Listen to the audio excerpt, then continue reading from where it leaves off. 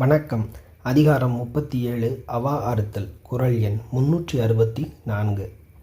தூய்மை என்பது அவாவின்மை, மற்றது வாய்மை வேண்ட வரும். இந்த குறள் என்ன சொல்ல வர்றாங்கன்னு பார்க்கலாம். தூய்மை அப்படின்னா அழுக்கின்மை அப்படின்னு அர்த்தம்.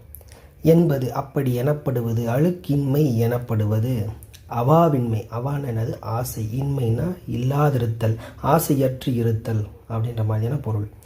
மற்றது இங்கே ஒரு அசைநிலையாக இருக்கிறது அப்படின்னு நான் பொருள் பார்த்தேன். அந்த அசைநிலை அப்படின்னா என்னென்னா, புரிகிற மாதிரி சொல்லணும். அது என்னென்னா, வினைச்சொல் பெயர்ச்சொல்லோடு சேர்ந்து வரும், தனியாக பொருள் தராது. அவ்வளோதான். அதை பற்றி ஏதாவது படிக்கிறோம்னா நீங்கள் வலைதளத்தில் போய் பார்த்து படிச்சுக்கோங்க. மற்றது அதாவது அது ஒரு அசைநிலையாக, அதனால் அது மற்றது அப்படி நிற்கிது. அது வாய்மை அப்படின்னு என்ன தெரியுமா?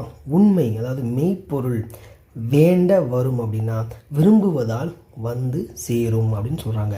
அதாவது இந்த குறளில் கிறிஸ்பா என்ன நம்ம புரிஞ்சுக்கலாம் அப்படின்னா, அழுக்கின்மை எனப்படுவது ஆசையற்று இருத்தல். ஆசை இல்லாமல் இருப்பது என்பதே ஒரு அழுக்கற்ற தன்மையாக கருதப்படும். மற்றபடி அது எப்படி உங்களை சேரும்? வாய்மை, அதாவது மெய்ப்பொருளை விரும்புவதால், உண்மையை விரும்புவதால் அது உங்களை சேரும் அப்படின்னு ரொம்ப அழகாக திருவள்ளுவர் இந்த குறளில் சொல்லியிருக்காங்க. குறள் விளக்கம்.